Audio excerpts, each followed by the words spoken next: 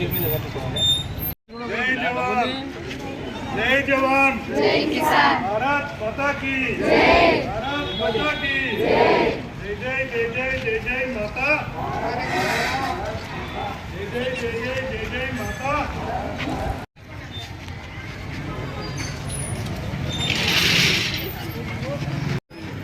वंदे वंदे वंदे भारत माता की जय भारत माता की भारत माता की भारत माता की वंदे वंदे जय भारत माता की वंदे मातरम।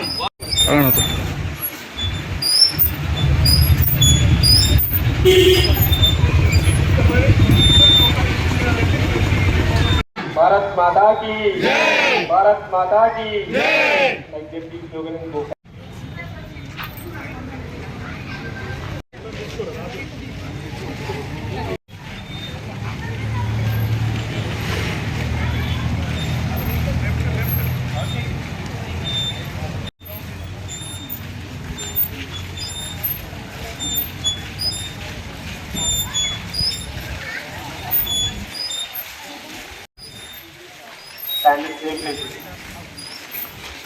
రేపు ఏంటి వరకు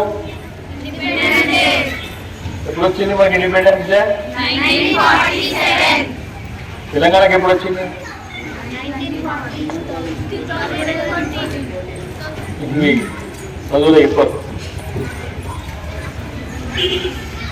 48 సెప్టెంబర్ 20 మొత్తం భారతదేశానికి స్వాతంత్రం అంతా ఈ నేషనల్ ఫ్లాగ్ మొత్తం దేశం అంతా అంటే మనకు సెప్టెంబర్ 17 నాడు వచ్చింది.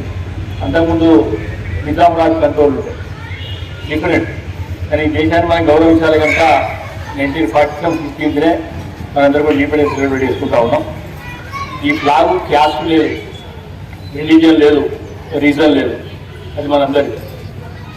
అనేకమైన రిస్ట్రిక్షన్స్ ఉండే ఇంతకుముందు ఒక జాతీయ జెండా వేయాలంటే ఇంటికి చేసుకుంటే పరీక్షలు అవసరం ఉండే. మన నరేంద్ర మోడీ గారు వచ్చిన తర్వాత చాలా ఎగ్జామ్షన్స్ ఇస్తున్నమాట. దాదాపు 100 కోట్ల ఇళ్ల మీదనన్నా హర్ఘర్ తెలంగాణ ప్రోగ్రాం మీద ఈ జెండా రెపరెపలాడాలి. అది ఒక మన స్వాభిమానానికి చిహ్నం, ఒక ఆత్మాభిమానానికి చిహ్నం జెండా.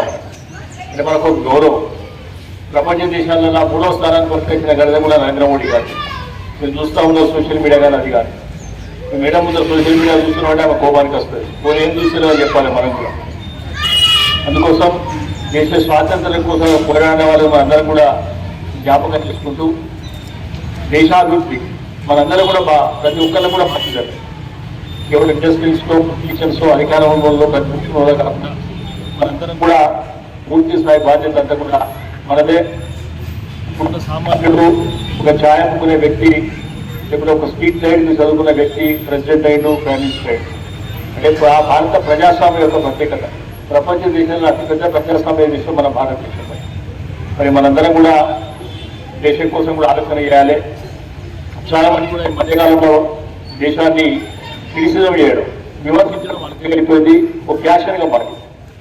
ఈ దేశంలో మనం పుట్టినందుకు కనీసమైన బాధ్యత మన ఒక్కసారి ఆలోచన చేయాలి.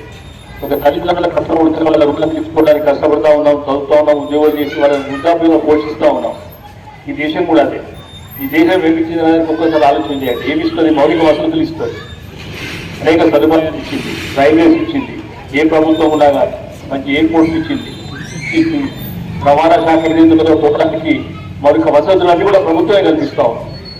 అంటే మన ప్రభుత్వం ఇచ్చినా కానీ ఆ ప్రభుత్వ మౌలిక వసతులు మనకి ఇస్తుంది కనుక మనందరం కూడా దేశం నెగిటివ్ థింకింగ్స్ కాకుండా పాజిటివ్గా ఈ దేశం కోసం పనిచేయాలి. మీరందరూ కూడా ఎవరు ఏ స్థాయి పోతారో తెలియని పరిస్థితి ప్రజాస్వామ్యం. ఇక్కడ సామాన్యంగా ఉన్నోళ్ళు రేపు పెద్ద స్థాయి పోతాం. ఇప్పుడు పై స్థాయిలో రేపు పెద్ద స్థాయి కావచ్చు. ఈ దేశంలో కులమతాలకు అతీతంగా, పార్టీలకు అతీతంగా కూడా పేదరికానికి ధనిక వర్గం మద్దతు కలిగిన అందరం కూడా ఈ దేశాన్ని ప్రేమిద్దాం, ఈ దేశం ముందుకు పోయే ప్రయత్నం కూడా చేద్దాం.